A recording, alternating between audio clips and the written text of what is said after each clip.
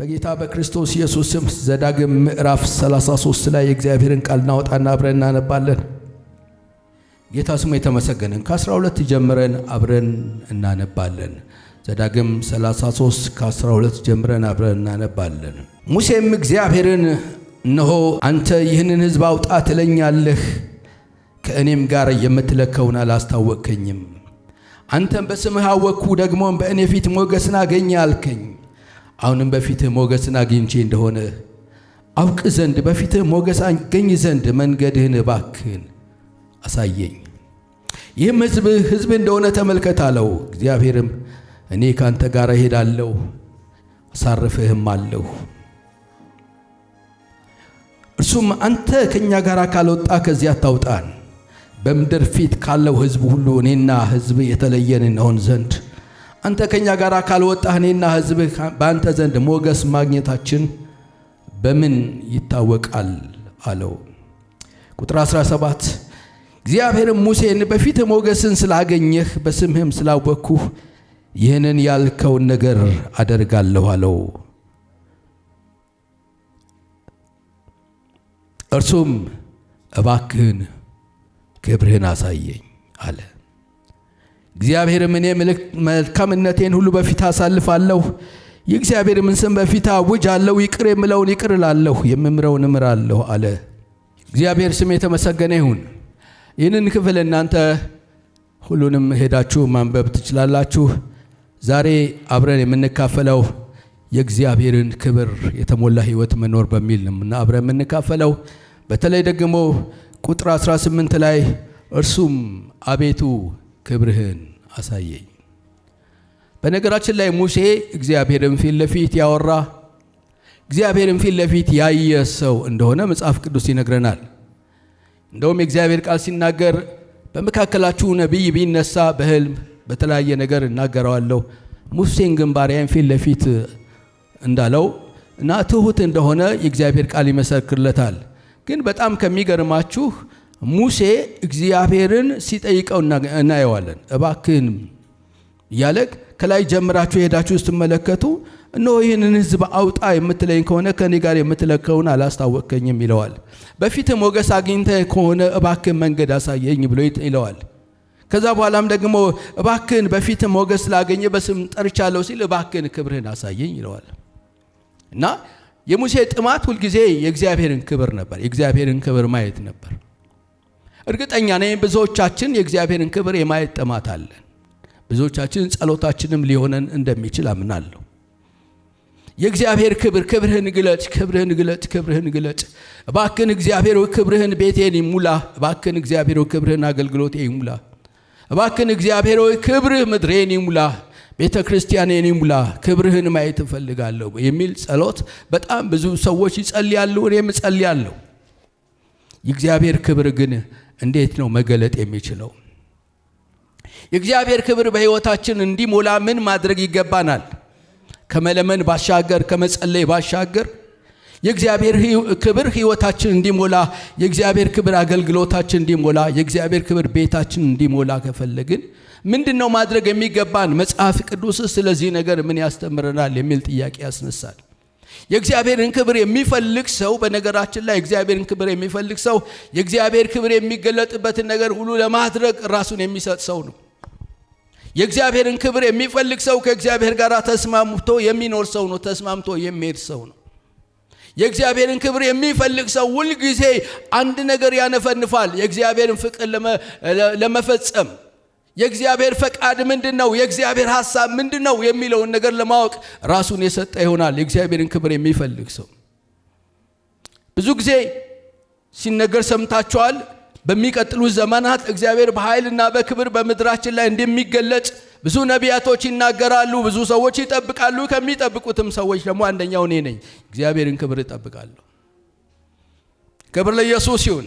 የእግዚአብሔር ክብር ግን የሚገለጠው በምን መንገድ ነው? ቅዱሳት መጽሐፍት እንዴት ነው የሚያስተምሩን ካልን የመጀመሪያው ነገር የእግዚአብሔር ክብር በሕይወታችሁ፣ የእግዚአብሔር ክብር በአገልግሎታችሁ፣ የእግዚአብሔር ክብር በቤተሰባችሁ እንዲገለጥ የምትፈልጉ ከሆነ፣ የእግዚአብሔር ክብር በምድራችን እንዲገለጥ የምንፈልግ ከሆነ የመጀመሪያው ነገር የታዛዥነትን መንፈስ ማዳበር ነው። ክብር ለኢየሱስ ይሁን። ታዛዥ መሆን የእግዚአብሔር ቃል ሲናገር አሁንም ከእርሱ ጋር ተስማማ፣ ሰላምም ይኑርህ፣ በዚያ በጎነቱን ታገኛለህ ይላል። የእግዚአብሔር ስም የተመሰገነ ይሁን እና የታዛዥነትን ሕይወት ማዳበር ነው። የታዛዥነትን ሕይወት ወገኖቼ መለማመድ አስፈላጊ ነው። ታዛዥነት በሌለበት ቦታ ላይ መስዋዕት ምንም ዋጋ የለው። ታዛዥነት በሌለበት ቦታ ላይ የፈልጋችሁትን ነገር አድርጉ። መታዘዝ ከመስዋዕት ይበልጣል። ጌታ ኢየሱስ ክርስቶስ በዮሐንስ 14 ቁጥር 15 ላይ እንደዚህ አለ፣ ብትወዱኝ ትእዛዜን ጠብቋል። ክብር ለኢየሱስ ይሁን። ብትወዱኝ ትእዛዜን ጠብቁ፣ እኔና አብ እንመጣለን፣ በእርሱም ዘንድ መኖሪያ እናደርጋለን አለ። የእግዚአብሔር ክብር የተሞላ ሕይወት መኖር ማለት ወገኖቼ የእግዚአብሔር በሙላት በሕይወታችን መገለጥ ማለት ነው። እግዚአብሔር ሳይሰስት፣ እግዚአብሔር ሳይቀንስ በሙሉ ክብሩ በሕይወታችን መኖር ማለት ነው። በጌታ በኢየሱስም እግዚአብሔር በኃይል ይገለጥባችሁ። እኔ ይኑርባችሁ አልልም። ምክንያቱም መንፈስ ቅዱስ የተቀበላችሁት ክርስቶስን እንደ ግል አዳኛችሁ አድርጋችሁ ስትቀበሉ የመንፈስ ቅዱስ መኖሪያ እንደሆናችሁ አምናለሁ፣ ደግሞ ማስባለሁ። ይህ ብቻ አይደለም። ነገር ግን የመንፈስ ቅዱስ መኖሪያ ብቻ መሆን ሳይሆን መንፈስ ቅዱስ በሙላት በሕይወታችን መገለጥ የምንችል ሰዎች የክርስቶስ ኢየሱስ ወገኖቼ ስክሪን ያድርገን። እሱ የሚገለጥበት አሜን። እሱ በሙላት የሚገለጥበት ሰዎች ያደርገን። እግዚአብሔር በሙላት ይገለጥብን ወገኖቼ። ትእዛዙን ማክበር ማለት ምንድነው? የመኖር ዘይቤዎቻችን፣ የመኖር ልማዶቻችን፣ የመኖር ሁኔታዎቻችን በአጠቃላይ በእግዚአብሔር ቃል መሰረት የተቃኘ ሕይወት መኖር ማለት ነው። አንድ ጎበዝ መጥቶ ክርስቶስ ኢየሱስን ጠየቀው፣ መንግሥተ ሰማያትን እንድወርስ ምን ላድርግ አለው። በሚጠይቀው ጊዜ ጌታ የመለሰለት ትእዛዛትን አድርጋለሁ፣ ከልጅነቴ ጀምሮ ያድርጋለሁ አለ። ከልጅነቴ ጀምሮ ይሄንን ኤክሰርሳይዝ አደርግ ነው የከረምኩት አለ። እንግዲያውስ ይሄንን የምታደርግ ከሆነ ሁሉን ሽጠህ ምን አድርግ ተከተለኝ አለው። ያኔ ለካ ትእዛዝን ያደርግ የነበረው በተከፈለ ልብ ነው እንጂ በሙሉ ልብ አልነበረም። ግማሽ ክፍሉ የያዘው ነገር ነበረ፣ ግማሽ ክፍሉ ያላስረከበው እግዚአብሔር የማይቆጣጠረው ክፍል ነበረው ይሄ ሰውዬ። ስለዚህ አንገቱን ደፍቶ እያዘነ ሄዳለ። እንዲህ አለው፣ ባለጸጋ ከሚጸድቅ ግመል በመርፌ ቀዳዳ ብትሾልክ ይቀላል አለና ተናገረ። ያልተሰጠ ክፍል ነበረው። ወንድሞቼና እህቶቼ እኔና እናንተ ያልተጠነው ክፍል ምን ይሆን በሕይወታችን ያለ? በጌታ በኢየሱስም ያልተወረሰ ክፍላችን ዛሬ በኢየሱስም በሙላት ይወረስልን።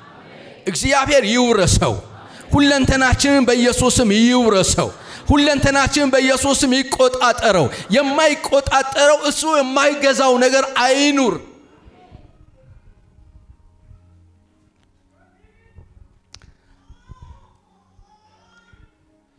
ሕግም ነቢያትም በዚህ ተሰቅለዋል የሚለው በፍጹም ልብህ፣ በፍጹም ነፍስህ፣ በፍጹም ሐሳብህ እግዚአብሔር አምላክን ውደድ፣ ጓደኛህንም እንዲህ ውደድ በሚለው ተፈጽሟል ይላል። ምክንያቱም ፍቅር ባለበት ቦታ ላይ፣ እግዚአብሔርን መውደድ ባለበት ቦታ ላይ ትእዛዝን ያለ ማክበር፣ ትእዛዝን ያለ መኖር የለም። በሕይወታችን ክብሩ እንዲሞላ ካስፈለገ እግዚአብሔር ቃል ያንን ነገር ልንኖር ይገባናል። ጌታ ይርዳን፣ እኔንም ይርዳኝ፣ እናንተንም ጌታ ይርዳችሁ።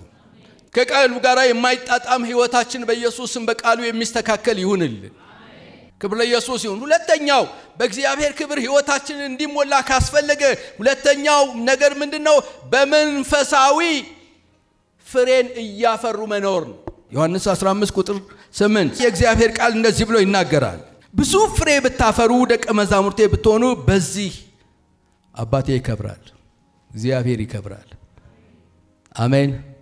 ብዙ ፍሬ ብታፈሩ በዚህ አባቴ ምን ያደርጋል? ይከብራል። የመንፈስ ቅዱስ ፍሬ በጌታ በኢየሱስ ስም የሚገለጥበት በሙላት ያደርገን። አሜን ትላላችሁ? እንደውም በዚህ ዘመን በመንፈስ ቅዱስ ፍሬ የምንገለጥበት ዘመን ይሆንልናል። ክብር ለኢየሱስ ይሁን። እግዚአብሔር በኃይል በሕይወታችን እንዲገለጽ ካስፈልጋችሁ ወገኖቼ ፍሬ የመኖር ውጤት ነው እንጂ ፍሬ ዝም ብሎ የሚፈራ አይደለም። ፍሬ የመኖር ውጤት ነው። ስትኖሩት የመንፈስ ቅዱስ ፍሬ በሕይወታችሁ እያፈራችሁ ትሄዳላችሁ። ፍሬ በሂደት ነው፣ በአንድ ቀን አይመጣም። ፍሬ የሚመጣው በሂደት ውስጥ ነው። ነገር ግን በሂደት ውስጥ ፍሬ ማፍራት እንዲቻል ወገኖቼ መስመሩ ላይ በተተከልንበት ስፍራ ላይ መገኘት ይገባናል። ብዙ ፍሬ ብታፈሩ ደቀ መዛሙርቴ እንደሆነች ትታወቃላችሁ። በዚህም ደግሞ አባቴ ምን ያደርጋል አለ? ይከብራል አለ። የእግዚአብሔር ስም የተመሰገነ ይሁን።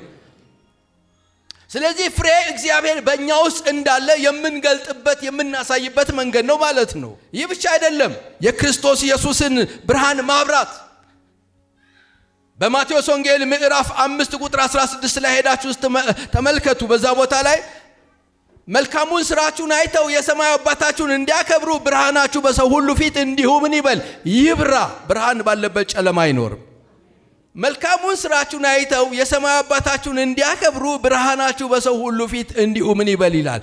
ይብራ ይላል። ብርሃን ባለበት ጨለማ የለም። ብርሃን ባለበት የእግዚአብሔር ክብር አለ። ብርሃን ባለበት የእግዚአብሔር እጅ አለ። ብርሃን ባለበት እግዚአብሔር መገኘት በሙላት አለ። ብርሃን ባለበት የጨለማ ቁራጭ የሚባል ነገር አይኖርም። በጌታ በኢየሱስም ሕይወታችን በእግዚአብሔር ብርሃን የሞላ ይሁን። አገልግሎታችን በእግዚአብሔር ብርሃን ይሙላ። ምንም ጥላ የሌለው ነገር በኢየሱስም ያደርግልን። በጌታ በክርስቶስ ኢየሱስም ልባርካችሁ። የቀሪው ዘመናችሁ የእግዚአብሔርን ብርሃን የምትገልጡበት ዘመን ይሁንላችሁ። ይሄ ከምን እንደሚገለጠው መልካሙን ስራችሁን አይተዋችሁ ይላል። ሐዋርያት ሥራ 10:38 ላይ ሄዳችሁ ስትመለከቱ ጌታ ኢየሱስ በምድር በነበረበት ጊዜ መልካምን እያደረገ ሁሉ ዞረ ይላል። ክብር ለኢየሱስ ይሁን። እግዚአብሔርም ከእርሱ ጋር ነበረ ይላል። ይሄ መልካም በክርስቶስ ኢየሱስ የተገለጠው ሥራ ባንተም እንዲገለጥ እግዚአብሔር ይፈልጋል። አንድ ናፍቆት አለኝ፣ በኃይል እግዚአብሔር የሚገለጥበት ትውልድ ተነስቶ ማየት። አንድ ረሃብ አለኝ፣ እግዚአብሔር በሕያውነቱ የሚንቀሳቀስበት ትውልድ ተነስቶ ማየት። በጌታ በክርስቶስ ኢየሱስ ስም እግዚአብሔር ያደርግላችሁ። በኢየሱስ ስም እግዚአብሔር ይንቀሳቀስባችሁ።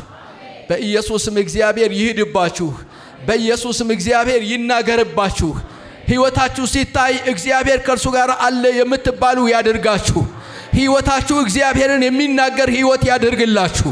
በጌታ በኢየሱስም የምትኖሩት ኑሮ እግዚአብሔር ከእነርሱ ጋር ነው የሚያስብል እንዳይክዱት የሚያደርግ የእግዚአብሔር ተጽዕኖ ፈጣሪነት በሕይወታችሁና በኑሯችሁ ላይ የተገለጠ ይሆን። ሌሎች ወደ ሕይወታችን ሲቀርቡ፣ ሌሎች ወደ ሰፈራችን ሲመጡ፣ ወደ ቤታችን ሲመጡ፣ ወደ ስራችን ቦታ ሲመጡ እግዚአብሔርን በሕያውነቱ እኛ ዘንድ የሚያዩ ያደርጋቸው። ምክንያቱም ብርሃን ባለበት ቦታ ላይ ጨለማ አይኖርም። ብርሃን በበራበት ቦታ ላይ የትኛውም የጨለማ ቁራጭ ሲንቀሳቀስ አታዩት። ምክንያቱም ብርሃን ሁሉን ይገልጣል። ብርሃን ምንም ነገር አይደብቅም። እግዚአብሔር ስም የተመሰገነ ይሁን። ጌታ ኢየሱስም ደግሞ ያለው እናንተ የዓለም ምንድን ናችሁ? ብርሃን ናችሁ።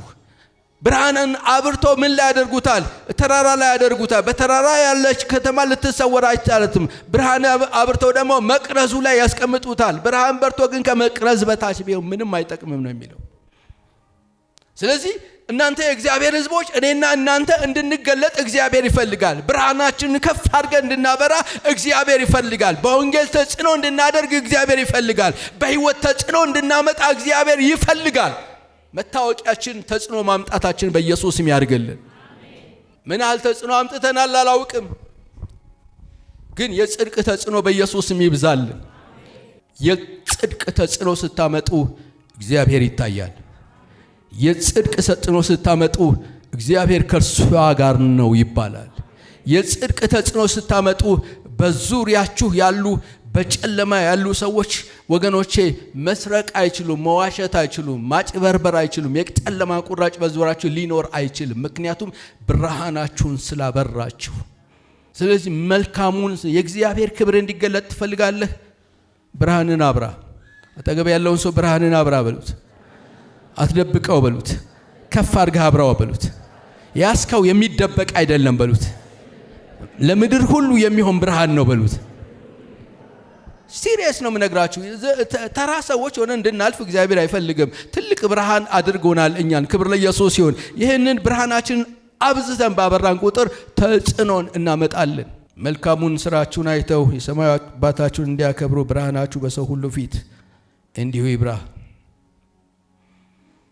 በባህሪያችን፣ በንግግራችን፣ በምስክርነታችን፣ በአገልግሎታችን፣ በኑሯችን የሚገለጥ የእግዚአብሔር ክብር መኖር አለበት ወገኖች። የእግዚአብሔር ክብር አለ የሚገለጥ። ያ የእግዚአብሔር ብርሃን ነው። የእግዚአብሔር ስም የተመሰገነ ይሁን። አሜን። ስንቶቻችሁ የእግዚአብሔርን ክብር ትፈልጋላችሁ? እንዳወጣችሁ ልባርካችሁ። እግዚአብሔር ክብር ይገለጥባችሁ። የእግዚአብሔር ብርሃንን የምታበሩ ያደርጋችሁ። በእናንተ ዙሪያ በኢየሱስም ጨለማ አይኖር። በጌታ በኢየሱስም ጨለማን የምትገልጡ ሰዎች ያደርጋችሁ። እነሱማ እያሉ ይህንን ነገር ማድረግ አንችልም የምትባሉ ሰዎች ያደርጋችሁ። በኢየሱስም የቀሪው ዘመናችሁ የእግዚአብሔርን ብርሃን እያበራችሁ እግዚአብሔርን የምታከብሩ በኢየሱስም ያደርጋችሁ። ተጽዕኖ የምታመጡ በኢየሱስም ያደርጋችሁ። አሜን። ታውቃላችሁ እግዚአብሔር እኔና እናንተን የፈጠረን ተጽዕኖን የምናመጣ ሰዎች አድርጎ ነው። ወደድንም ጠላን እኔና እናንተ ተጽዕኖ ማምጣት የምንችልበት አቅም አለን። አቅም አላችሁ። የእግዚአብሔር ስም የተመሰገነ ይሁን። አቅም አላችሁ። ካልተደባለቅን በስተቀር፣ ካልቆሸሽን በስተቀር፣ ካልተመሳሰልን በስተቀር ተጽዕኖን የምታመጡበት አቅም እግዚአብሔር በውስጣችሁ አስቀምጧል። ሌላው አራተኛው የእግዚአብሔር ክብር በሙላት በሕይወታችን እንዲመጣ ከፈለግን ወይንም ደግሞ በኑሯችን፣ በሕይወታችን፣ በአገልግሎታችን እግዚአብሔር በሙላት እንዲገለጥ የምንፈልግ ከሆነ አራተኛው መሆን ያለበት በሰውነታችን እግዚአብሔርን ማክበር ነው። አንደኛ ቆሮንቶስ ምዕራፍ 6 ከ19 ጀምሮ ወይም ሥጋችሁ ከእግዚአብሔር የተቀበላችሁት በእናንተ የሚኖረው የመንፈስ ቅዱስ ቤተ መቅደስ እንደሆነ አታውቁምን? በዋጋስ ተገዝታችኋልና ለራሳችሁ አይደላችሁም። ስለዚህ በሥጋችሁ እግዚአብሔርን አክብሩ። አጠገብ ያለውን ሰው እንደዚህ በሥጋ እግዚአብሔርን አክብር በሉት። በሥጋ እግዚአብሔር ማክበር ማለት ወገኖቼ ሥጋችን የእግዚአብሔር ቤተ መቅደስ ነው። ይህ አካላችን የእግዚአብሔር መኖሪያ ቤተ መቅደስ ነው። ይሄ ሥጋችን የኛ አይደለም፣ የእግዚአብሔር መኖሪያ ነው፣ የእግዚአብሔር ነው። ክብር ለኢየሱስ ይሁን። በዚህ ሥጋችን እግዚአብሔር እንድናከብር እግዚአብሔር ይፈልጋል። በሥጋችን እግዚአብሔር ማክበር ማለት ምን ማለት ነው? ከተለያየ ሱስ ከሆነ ነገር መላቀቅ በሥጋ እግዚአብሔር ማክበር ነው። አሜን። ከጾታዊ ከሆነ ንክኪ መራቅ በሥጋችን እግዚአብሔር ማክበር ነው። አሜን ትላላችሁ? ለእግዚአብሔር የተለየና የተቀደሰ ሆኖ መኖር በሥጋን እግዚአብሔር ማክበር ነው። በአንደበታችን እግዚአብሔርን ልናከብረው ይገባናል። በሥጋችን በሰውነታችን እግዚአብሔር ሙሉ በሙሉ ልናከብረው ይገባናል። በሥጋችሁ እግዚአብሔርን አክብሩ። ምክንያቱም እናንተ የማን ናችሁ? የእግዚአብሔር ናችሁ። በራሳችሁ ላይ እንኳን ስልጣን የላችሁም ይላል። ይህን ለማክበር ደግሞ የሰውነታችንን ሕያውና ቅዱስ መስዋዕት አድርገን ዕለት ዕለት ለእግዚአብሔር ማቅረብ ስንችል እግዚአብሔር ክብር በሕይወታችን በሙላት እንዲገለጥ ትፈልጋላችሁ። ሰውነታችሁን ለእግዚአብሔር ሕያውና ቅዱስ መስዋዕት አድርገን እናቅርበው። መቼ? ዕለት ዕለት እኛ እንሞታለን፣ ክርስቶስ በእኛ ይኖራል። ዕለት ዕለት ፈቃዳችን ይሞታል፣ እግዚአብሔር ፈቃዱን በሕይወታችን ይገልጣል። ዕለት ዕለት ለእግዚአብሔር እንኖራለን፣ እግዚአብሔር ደግሞ ለእኛ መኖር ይጀምራል። አሜን ትላላችሁ? ዕለት ዕለት መለዋወጥ። እስኪ ተለዋወጡ ከጌታ ጋር። እግዚአብሔር ለእናንተ ይኑርላችሁ፣ እናንተ ለእግዚአብሔር ኑሩ። በአንደበታችሁ እግዚአብሔርን አክብሩት። በንግግራችሁ እግዚአብሔርን አክብሩት። በሕይወታችሁ እግዚአብሔርን አክብሩት። እርግጠኛ ነኝ ይሄ ስብከት በሚሰበክበት ጊዜ ለአንዳንዶቻችሁ ከባድ ሊመስላችሁ ይችላል። ነገር ግን የእግዚአብሔር እውነት ነው። አንሸሽገውም። እስከ መቼ እንሸሽገዋለን? ተቀደሱ ማለት በዚህ ዘመን በጣም ከባድ ነው። ነገር ግን ወደንም ጠላን የቀደሰን ጌታ ከኛ ጋር ስላለ ተቀደሱ ይባላል። አሜን ትላላችሁ? እግዚአብሔር ለራስ የሆነውን ትዳር እስከሚሰጥህና እስከምትጣመር ድረስ በስጋህ እግዚአብሔርን አክብር። እስከሚሰጥሽ ድረስ በስጋሽ እግዚአብሔርን አክብሪ። ምክንያቱም ስጋሽ ያንቺ አይደለም፣ ስጋሽ የእግዚአብሔር መኖሪያሽ ነው። አሜን ትያለሽ? ክብር ለኢየሱስ ይሁን። ለማይሆን ጥቅም ብለህ በአንደበትህ አትዋሽበት። በስጋህ እግዚአብሔርን አክብረው። ንግግርህ እግዚአብሔርን የሚያከብር ንግግር ይሁን። ቀልዶችህ እግዚአብሔርን የሚያከብሩ ቀልዶች ይሁኑ። ዳዊት እንደዚህ አለ፣ በዋዘኞችና በፌዘኞች ወንበር አልተቀመጥኩም አለ። ለምን? ቁጣ ሞልተህብኛል። ዋዛ ፈዛዛ የሆኑ ነገሮች ለእግዚአብሔር ሕዝብ አይጠቅምም። በኢየሱስ ክርስቶስም በስጋችሁ እግዚአብሔርን አክብሩት። እኔ በጣም ከሚገርመኝ ነገር በሚዲያው ላይ በቲክቶክ ዓለም ላይ በጣም ቫይራል የሚወጣላቸው የሚሳደቡ ሰዎች ነው። በሚሊየን የሚቆጠር ፎሎወር አላቸው። ኢየሱስ ያድናል የሚል ስብከት ይዘህ ብትወጣም ራሱ የመጀመሪያ የሚቃወመው ክርስቲያኑ ሁሉ ላይክ እንኳን አያደርግም። አንተ እንኳን ፎሎ አይደለም ላይክ አያደርግም፣ ስክሮል ያደርገዋል። አረ እግዚአብሔር ይቀይረን። አሜን። እኔ ምንም ከናንተ ጋር ችግር የለብኝም። ከፈለጋችሁ ጣሱ፣ ምትበረጥሱም ካለ በርጥሱ፣ ምንም ችግር የለብኝም። ግን በስጋችሁ እግዚአብሔርን እያከበራችሁ እስኪ አሜን በሉ ባካ። ክብር ለኢየሱስ ይሁን። ኢየሱስም ሊመጣ ነው። ሁሉ ነገር ያልቃል፣ ሁሉ ነገር ይቀራል። ከሱሶች ራሳችሁን አርቁ። ምንም ነገር አይግዛችሁ። ማ ብቻ ይግዛችሁ? ጌታ ብቻ ይግዛችሁ። ክብር ለኢየሱስ ይሁን። ምንም ነገር አይግዛችሁ። እስኪ አንዳንድ ቀን ከምግብ አይደለም ከሚዲያ ራሳችሁን አርቃችሁ ጾሙ። እስቲ የሚጾም አለ ወይ? ከሚዲያ ራሱን አርቆ የሚጾም ከሚዲያ ራሱን አርቆ የእግዚአብሔርን ቃል እያነበበ የሚውል የእግዚአብሔርን ቃል እያሰላሰለ የሚውል አለ ወይ? የሚቆርጥ አለ ወይ? አሁን ከምግብ አይደለም ራስን ጾም የሚባለው ከሚዲያ ራሱን ለመጾም ሰው ያልቻለበት ዘመን ነው። በጌታ በኢየሱስም ሱሶቻችን ሁሉ ከእግሮቻችን በታች የተረገጡ ይሁን። መገዛታችን ለሰራዊት ጌታ ለእግዚአብሔር ብቻ ይሁንልን። በጣም ከባድ ዘመን ነው ያለነው። ግን ከዘመኑ ክፋት በላይ አንድ የምታንበንበት አለ። የእግዚአብሔር ጸጋ አለ። የሚረዳ የእግዚአብሔር ጸጋ አለ። ጌታ ሆይ አልቻልኩም ብለን በእግዚአብሔር ፊት ብንቀርብ እግዚአብሔር የሚረዳን ጸጋ ይሰጠናል። አምስተኛው ሁሉንም ነገር ስናደርግ ጤናማ በሆነ ልብ እናድርግ። በአንደኛ ቆሮንቶስ ምዕራፍ 10:31 ላይ የእግዚአብሔር ቃል እንደዚህ ብሎ ይነግረናል። እንግዲህ የምትበሉ ወይንም የምትጠጡ ብትሆኑ ወይንም ማናቸውም ነገር ብታደርጉ ሁሉንም ለእግዚአብሔር ክብር አድርጉት። ለእግዚአብሔር ክብር የሚደረገው በጤናማ ልብ ሲደረግ ነው እያልኳችሁ። ጤናማ ልብ ኖሮን የውስጣችን መሻት ሳይበላሽ ስናደርገው እግዚአብሔር ደስ ይሰኝበታል፣ እግዚአብሔር ይከብርበታል፣ የእግዚአብሔር እጅ በኃይል ይገለጥበታል። አሜን ትሉኛላችሁ? በጌታ በኢየሱስ ስም ስናደርግ ስንበላ ስትበሉ እንኳን ስትጠጡ እንኳን ቢሆን ነው የሚለው። ለማን ክብር አድርጉት? ለእግዚአብሔር ክብር አድርጉት ይላል። መቼም እግዚአብሔር ልብን ደብቆት ነው እንጂ ልባችንን ባይደብቀው ኖሮ ሰው እንደዚህ የሚያነበው ቢሆን አቤት ከስንት ሰው ጋር እንጣላ ነበር መሰላችሁ። እግዚአብሔር አውቆ ልባችንን ደበቀው እንጂ። ጌታ ስሙ የተባረከ ይሁን። አሜን። ስናገለግለው ለምንድን ነው የምናገለግለው? ልባችን ይፈተሻል። ስጦታ ስንሰጥ ለምንድን ነው የምትሰጡት? ልባችሁ ይፈተሻል። ሰዎችን ስትቀርቡ በምን ልብ ነው የቀረባችሁት? ልብ ይፈተሻል። ሰው ፊትን ያህል እግዚአብሔር ግን ምንን ይመዝናል? ልብን ይመዝናል።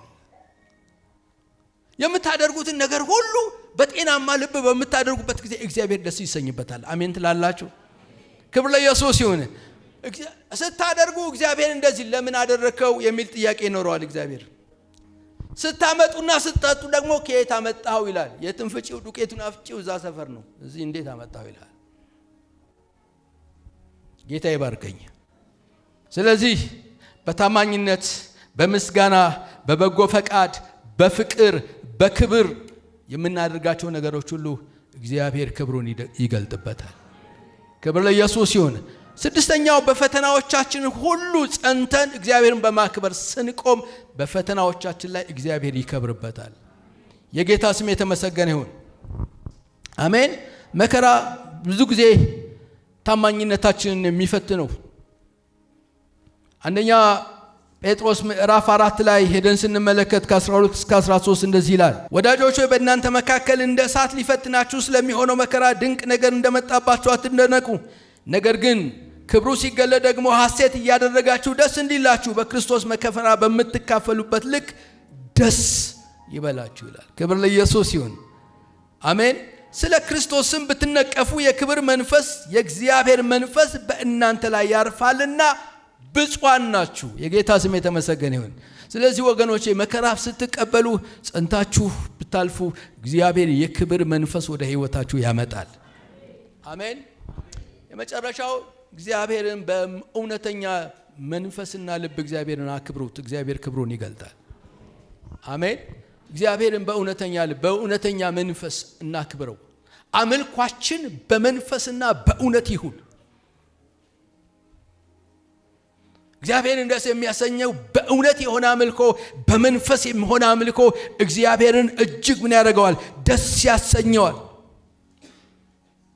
ብዙ ጊዜ እናገራለሁ። እግዚአብሔርን ማምለክ ማለት እግዚአብሔርን መውደድ ማለት ነው። ስንዘምርለት ፍቅራችንን ነው የምንገልጠው፣ አክብሮታችንን ነው የምንገልጠው፣ መገዛታችንን ነው ለጌታ የምንገልጥለት። ስናደርገው ወገኖቼ እገዛልሃለሁ፣ አመልክሃለሁ፣ እወድስሃለሁ፣ ሕይወቴ ሁሉ ያንተ ነው፣ ነገሬ ሁሉ ያንተ ነው፣ አንተ ትከብርበታለህ፣ አንተ ከፍ ከፍ ትልበታለህ እያልነው ነው።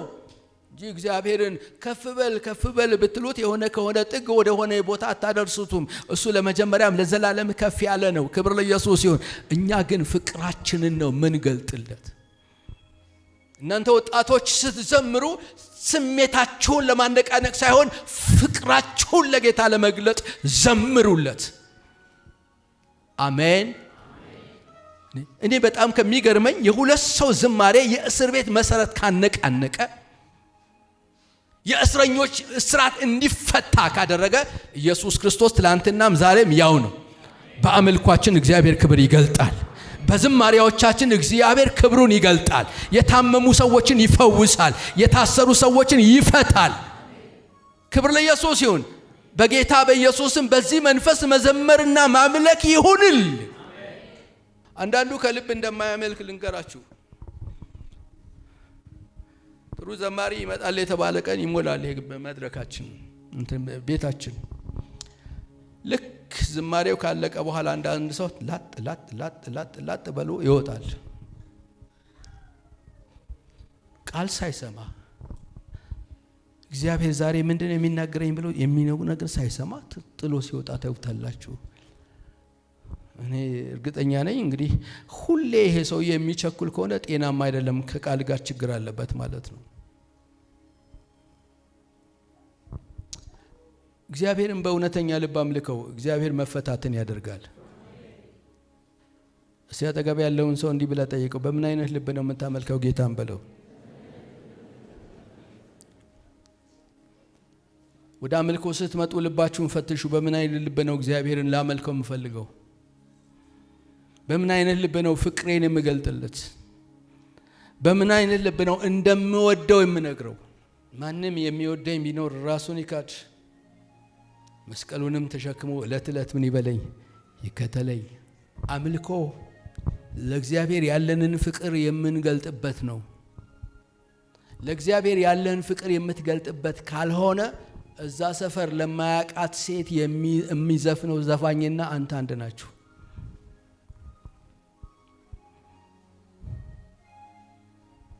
አንዲት ዘፋኝ እንደዚህ ያለች፣ ስለ ፍቅር በጣም የምትዘፍን ዘፋኝ። እንዴት ነው አፍቅረሽ ታውቂያለሽ? የመጀመሪያ ፍቅርሽ ምንድነው ተብላ ብትጠይቅ፣ አይ እኔ አፍቅሬ አላቅም አለች።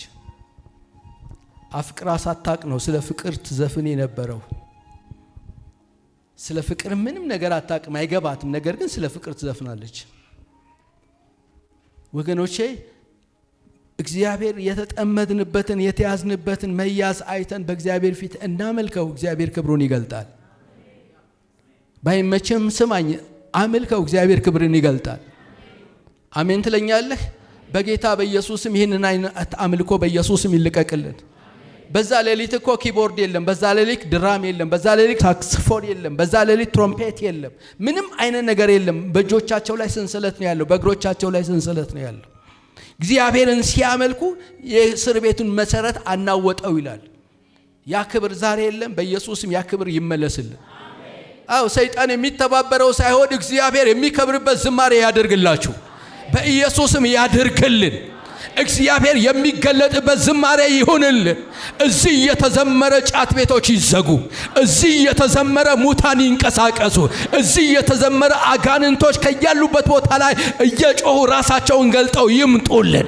እዚህ የተዘመረ በዙሪያችን ያለው እስራት በኢየሱስም ይፈታ። እግዚአብሔር በሕያውነቱ የሚገለጥበት ቤት ያድርግልን። አንድ ጊዜ መርሃ ቤቴ ዓለም ከተማ ምናልባት የምታውቁ ሰዎች ካላችሁ ወደ ሰሜን ነው። እዛ ኮንፈረንስ ያደረገን ያለ ስፒከር የላቸው ምንም የላቸው። አንድ የመምህራን አዳራሽ ተከራይተው ነው የሚያመልኩት። እዛ ኮንፈረንስ ያደረግን ነው እና ያን ቀን ውጪም ድንኳን ምናምን አድርገናል። ከዙሪያ ካሉ ያው አንድ ከተማ ውስጥ ቢኖር ገፋቢል 60-70 አማኝ ካለ በጣም ብዙ ነው እና የአካባቢው አማኝ በሙሉ ተሰብስቦ ነው የሚያመልከው። እና አመታዊ ፕሮግራማችን ስለነበረ እዛ ቦታ ላይ ተሰባስበን ማምለክ ጀመርን። እና ስፒከርም ደግሞ ጭነን ሄድን ነው። ከዚሁ ከአዲስ አበባ ነው ጭነን ሄድን፣ ስፒከራችንን ጠመድን። ከዛ በኋላ ማምለክ ጀመረ። እየተመለከ ታውቃላችሁ፣ በየሰፈሩ ያሉ አጋንንቶች መውደቅ ጀመሩ። ክብር ለኢየሱስ ይሁን። መጮህ ጀመሩ በየሰፈሩ። ከዛ በኋላ ወንዶቹ ተሰበስበው ሄዱ፣ ወደ ፖሊስ ጣቢያ ሄዱና እነዚህን ሰዎች አስቆሙልን እንጂ እነዚህ ሰዎች ሚስቶቻችን እኮ መቀመጥ አቃታቸው፣ እያንዳንዳቸው ታመው ወድቀው እየተንፈራፈሩን አስቆሙልናል።